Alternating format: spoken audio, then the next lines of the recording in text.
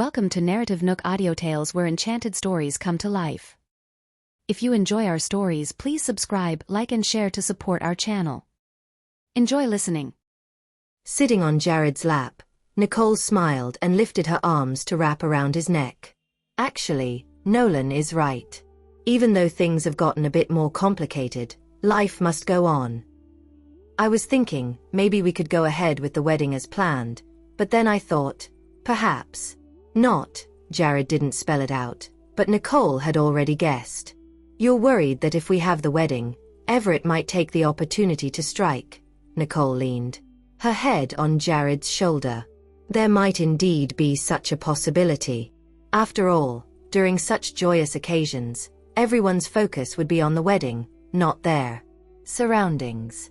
If someone were to cause trouble, it would indeed be easy to succeed. Yeah, let's wait a bit longer.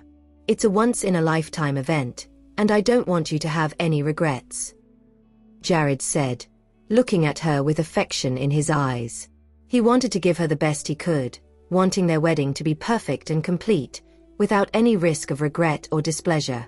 Nicole frowned, pondering his words. If that's the case, let's do as you say.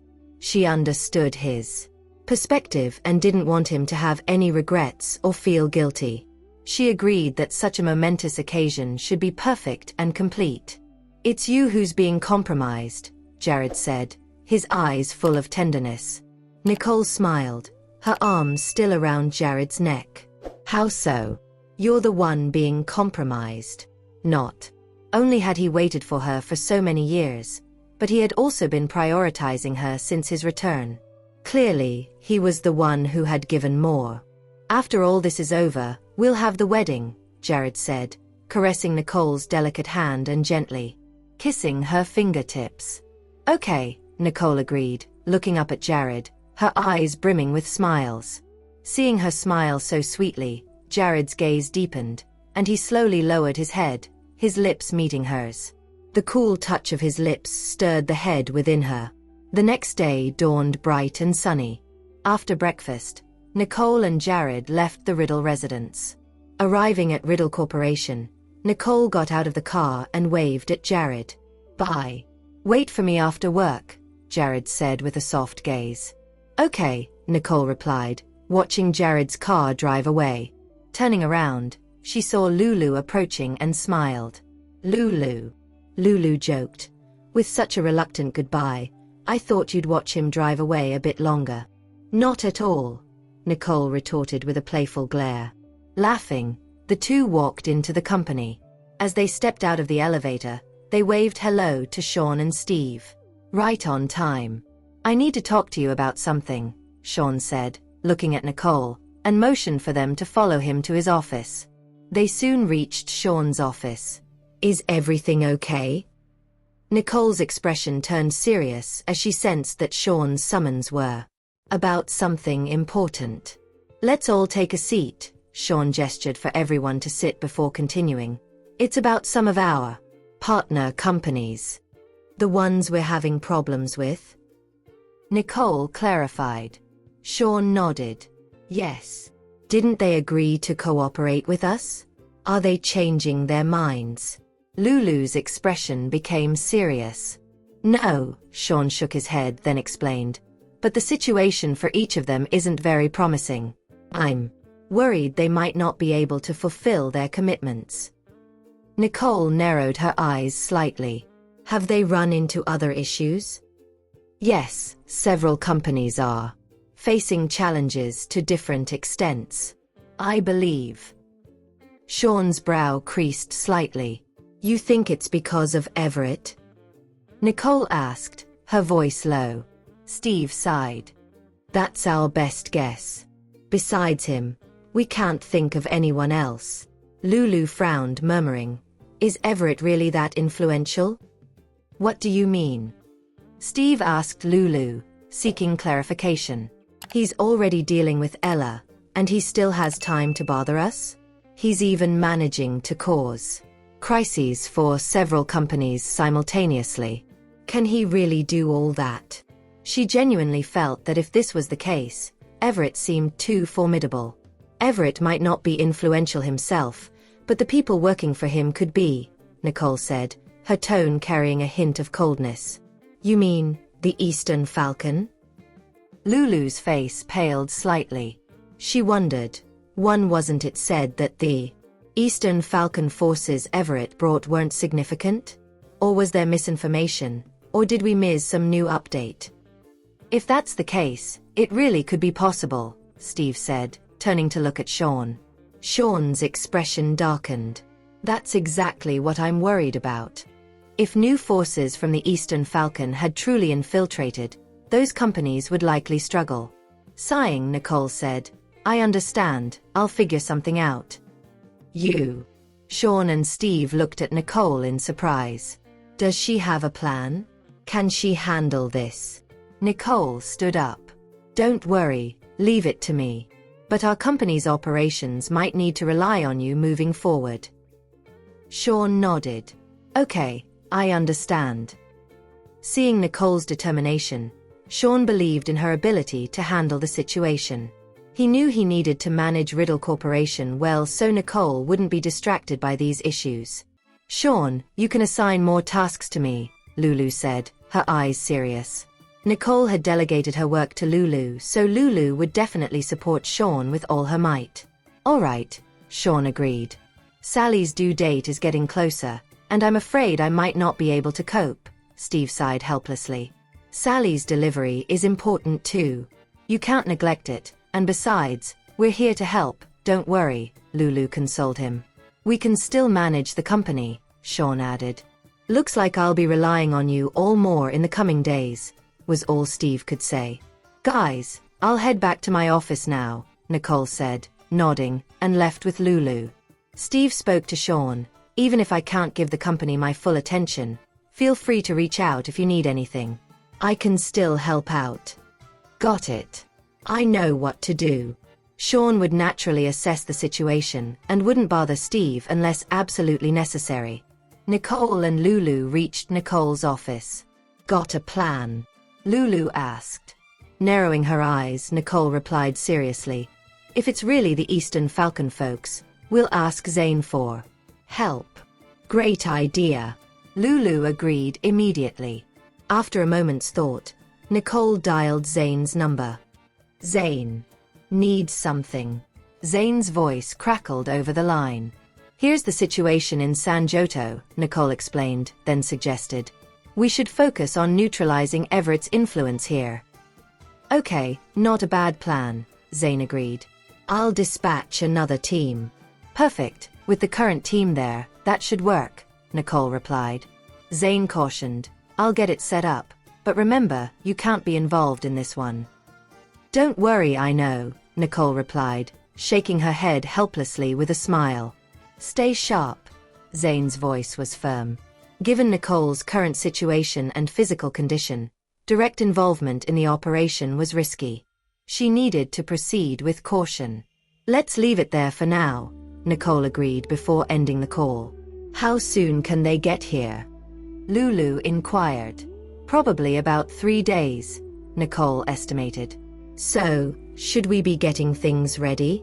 Lulu asked, wondering if they needed to prepare in advance. Not yet, just wait for them to arrive.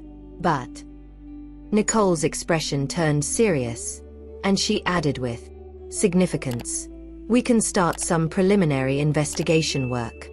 Nicole messaged Patricia to organize the investigation. The team Zane had sent earlier was now temporarily under Patricia's command, and it was time for them to start their tasks. But can Patricia handle everything by herself? Lulu expressed her concern. Just keeping an eye on Doretta should be doable, Nicole affirmed, trusting in Patricia's abilities. Especially for a task involving just Doretta. Okay, if you're sure. Seeing Nicole's confidence, Lulu felt more at ease. Meanwhile, after Patricia received Nicole's message, her expression darkened slightly as she issued instructions. Patricia tucked her phone away, her demeanor radiating a chilly aura. What's up? Ella's voice startled Patricia, pulling her back to the present with a touch of annoyance. Why didn't you knock? Looking somewhat innocent, Ella replied. I noticed the door wasn't shut, so I figured it was okay to come in. Frowning, Patricia asked, "What do you need?" She had left the door ajar to monitor Doretta, not to invite his intrusion. "I noticed you seemed lost in thought, so I thought I'd check in," Ella explained, genuinely concerned by her troubled expression. "It's nothing, just work stuff," Patricia waved off casually. "Is there a work problem bothering you?" Ella moved closer to Patricia's desk. "Do you need any help?" Patricia glanced at Ella, shaking her head. "No, I've got it under control." "Okay then." Sensing Patricia's frostiness, Ella could only scratch his head in resignation. "If there's nothing else, you should go," Patricia said, picking up some documents. Reluctantly, Ella glanced back at Patricia before turning to leave.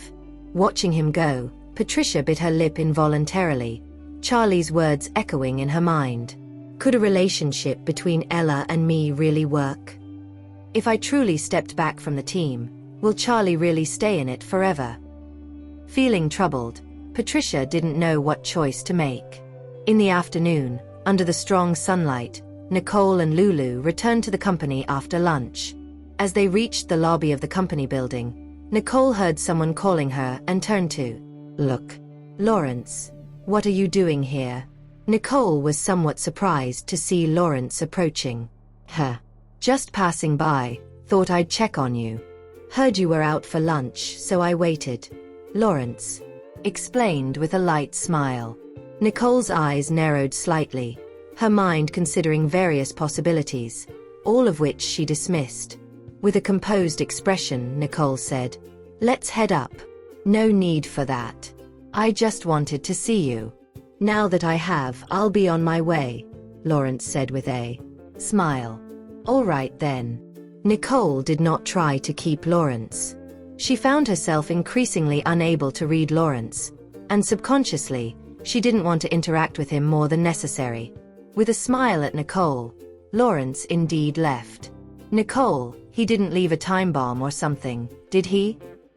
Although Lulu sounded like she was joking, she actually went over to check where Lawrence had been sitting. Nicole couldn't help but laugh and pull her back.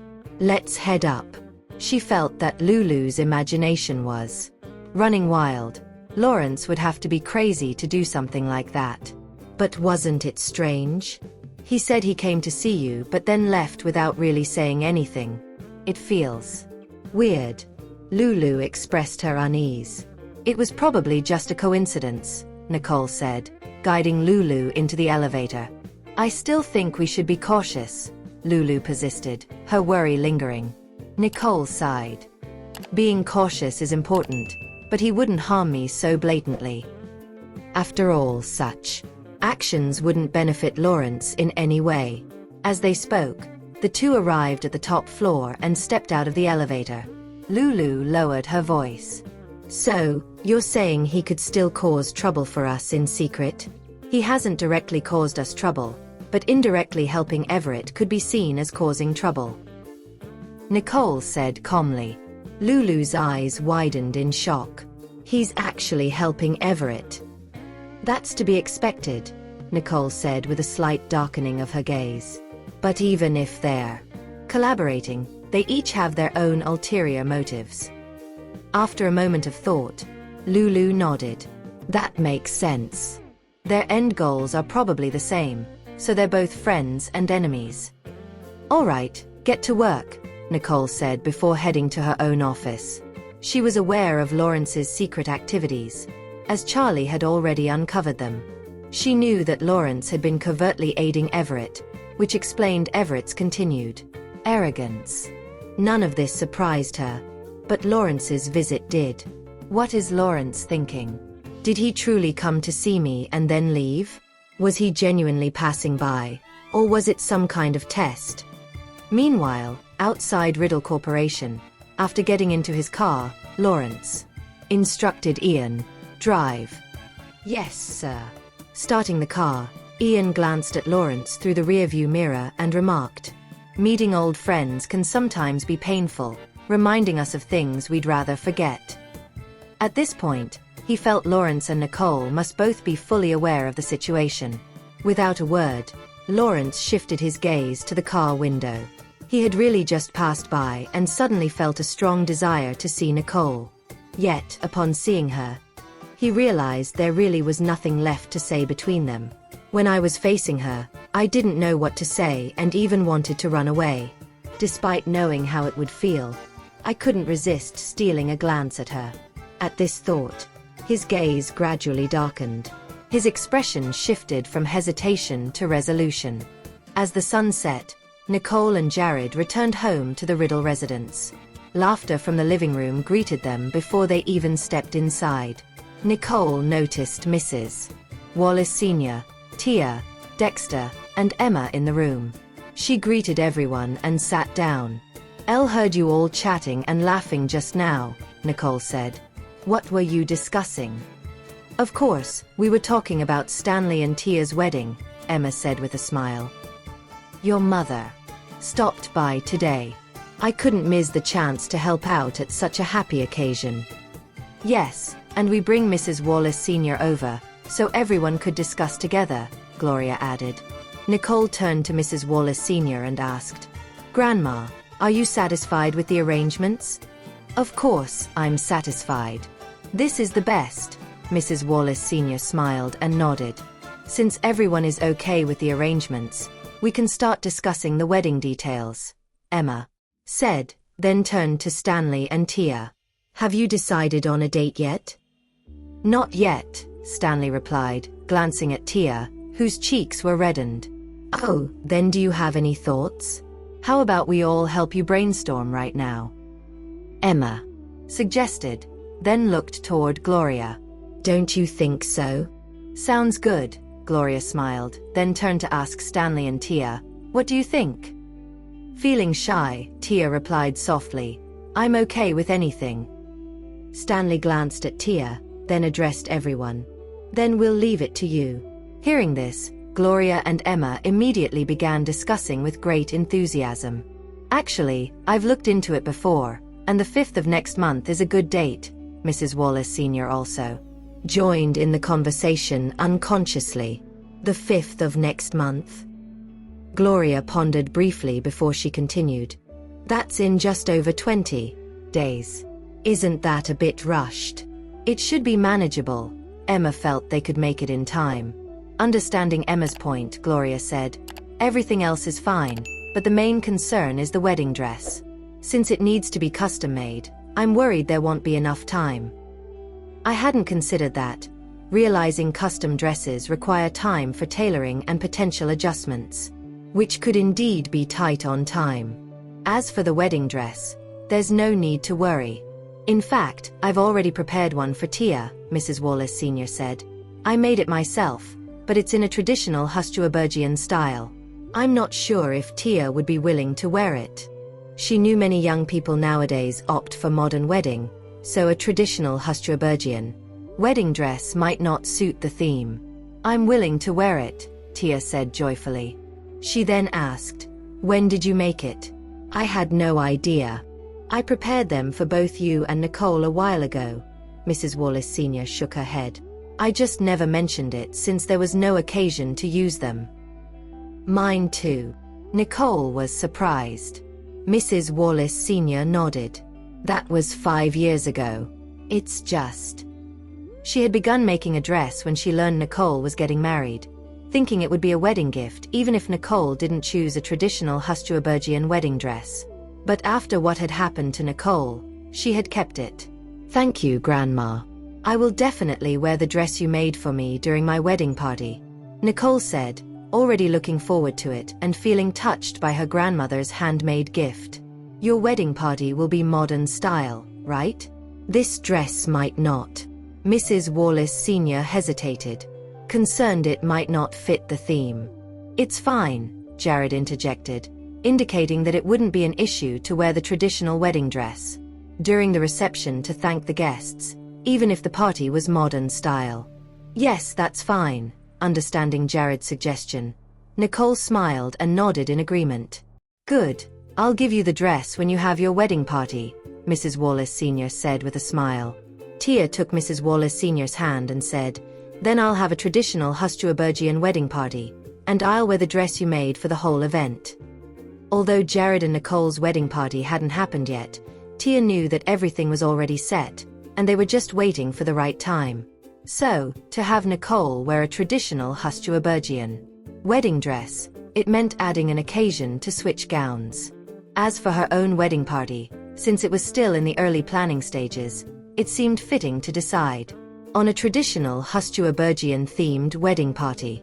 "Stanley, do you think that's okay?" Tia looked up at Stanley for his opinion. "As long as you're happy," Stanley said, willing to fulfill her wishes. "Good, you're all my good children," Mrs. Wallace Sr. said contentedly. Gloria considered for a moment and agreed. "All right, then a traditional Hustuabergian wedding it is. Tomorrow, we'll visit the professional wedding planner to discuss the specific procedures," Emma added. "Let's set the date for the 5th of next month for the traditional Hustuabergian wedding ceremony and party. Tia already has her dress, and it will be much easier to arrange Stanley's attire. We'll definitely have enough time," Gloria calculated. "Yes, let's decide on that." Daniel saw that everyone agreed and gave his approval. Everyone quickly reached a consensus on Stanley and Tia's wedding party arrangements. "Let's all have dinner," Daniel said, noticing it was about time to eat. "All right, dinner time," Gloria echoed.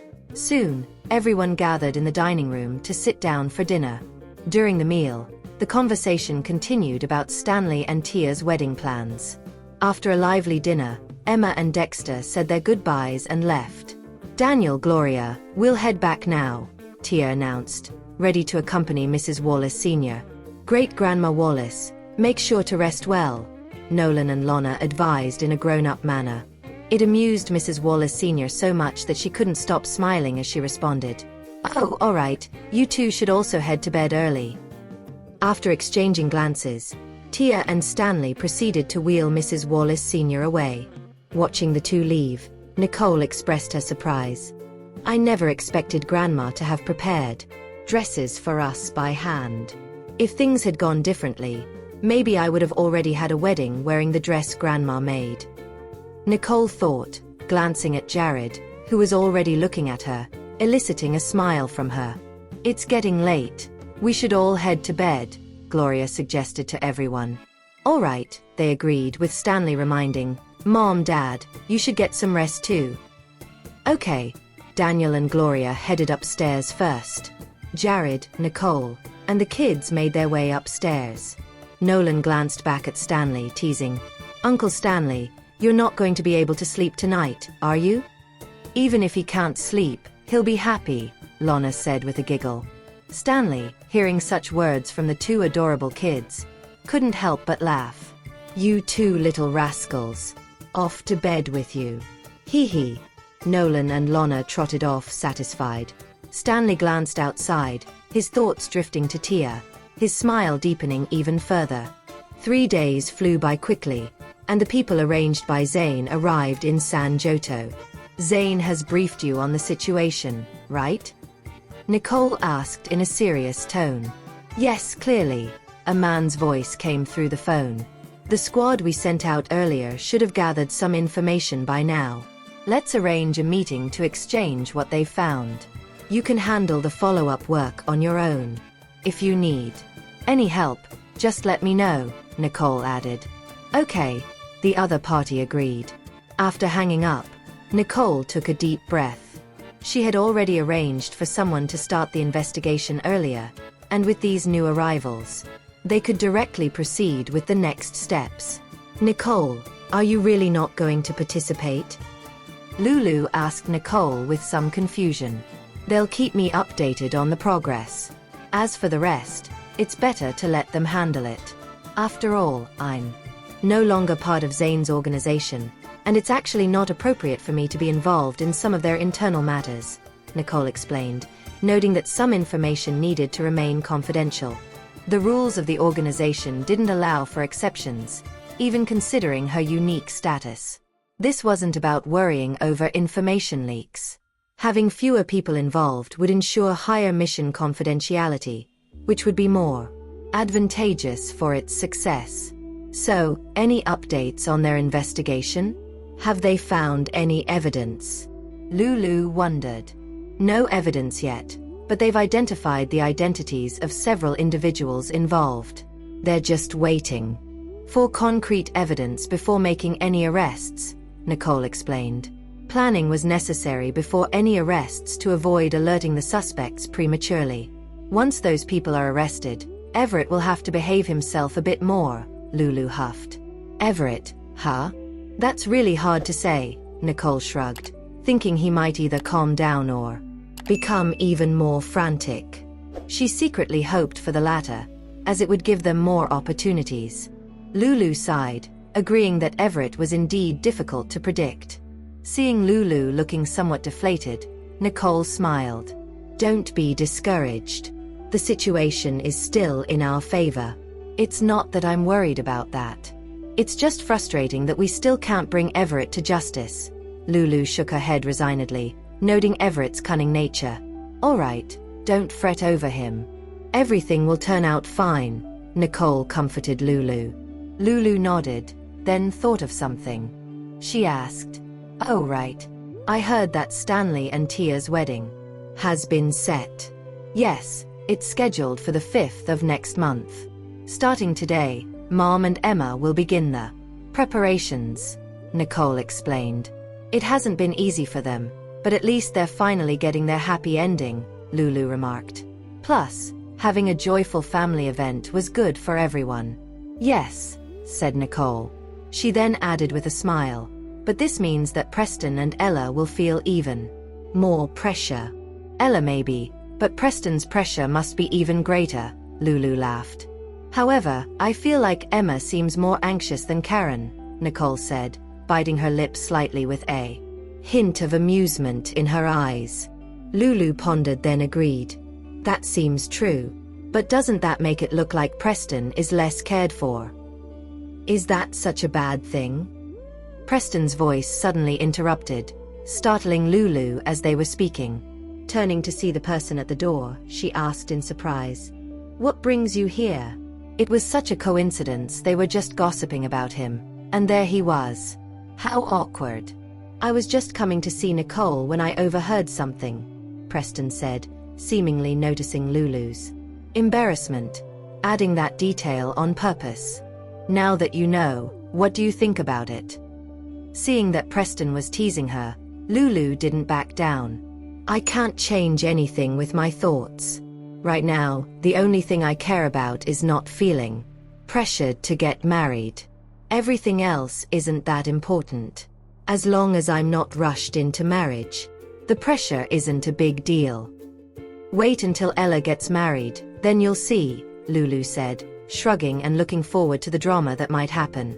"Then we'll wait," Preston replied casually, as if the idea of Ella getting married was not a big deal. "You mean Ella getting married is unlikely?" Lulu asked, tilting her head and sizing up Preston. "Good things take time," Preston remarked, genuinely believing Ella's journey to marriage wouldn't be smooth. Lulu pouted. "You're not very optimistic about his marriage. Be careful, or Ella might come after you." Preston chuckled but didn't continue the topic. Instead, he turned to Nicole. "Have you changed the direction of the investigation?" "What's up?" Nicole asked, her expression turning serious. "Here's the deal. I had a lead on someone suspected to be part of the Eastern Falcon, but suddenly there's been no word from him. I'm a bit worried. Did they discover something?" "Well," Nicole began, briefly explaining the situation to Preston. Preston immediately understood. "I see. I thought your actions might have spooked them. Some things are better left to them.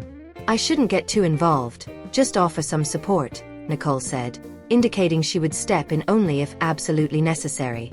As long as everything's okay, Preston knew he shouldn't pry further. "Has there been any new activity from Jerry's side recently?" Nicole inquired. Preston shook his head. "It looks like all their attention is on dealing with Ella right now. There haven't been any other moves lately." "All right, I got it," Nicole responded. You must remind Ella to be cautious, Preston added, still concerned. Nicole nodded. I know, don't worry. All right, I'm off then, Preston said, preparing to leave. Bye, Nicole and Lulu called out. If there's any new update, I'll let you know, Preston said before turning to leave. Checking the time, Lulu also said, I should get going too. Okay, Nicole responded. Soon, Nicole was left alone in the office. She leaned back in her chair, her eyes shadowed with contemplation. Everything now is about waiting for the right moment to strike. Patience can determine the victor, and I have plenty of it. Meanwhile, at Bay Corp, Ella had just finished his paperwork when he heard a knock on the door. Setting the documents aside, he looked up and called, Come in. The door opened. The moment he saw it was Doretta. The hopeful expression on his face instantly disappeared. Ella, there's a document here I think has some issues. Take a look. Doretta placed the file in front of Ella. Here, I feel this plan might be somewhat disadvantageous to our company. You have a point, Ella agreed with Doretta, then said, Then let's revise it as you suggest. But this isn't my project. I just noticed it while helping with the printing. If it's handed over to me, Doretta said, sounded a bit troubled. Would that be all right? As long as it's good for our company, Ella responded, seemingly unconcerned. Doretta nodded. All right then, I'll make the changes and bring it back to you for review. After watching Doretta leave, a deeper shadow crossed Ella's eyes. Doretta hadn't shown any unusual behavior recently, seemingly devoted entirely to the company. He wondered, what exactly is she planning? Or is she waiting for me to let my guard down? Yet, I have given her plenty of opportunities lately. Could it be that Doretta has discovered something, which is why she hasn't made a move? Feeling increasingly unsettled, Ella sighed and left his office. He went to Patricia's office. After checking the surroundings, he spoke in a lowered voice. She hasn't made any moves recently. Do you think she might have discovered something? It's unlikely. She's probably just looking for the right opportunity, Patricia speculated after a moment's thought. When is she going to act, though? I'm really getting impatient. Ever since the plan was changed, he had been almost too eager. Just the thought about Doretta taking the seal he planted and Everett showing up with documents bearing the fake seal excited him. Seeing Ella's anticipation, Patricia shook her head. Don't you want Doretta to take the fake seal soon?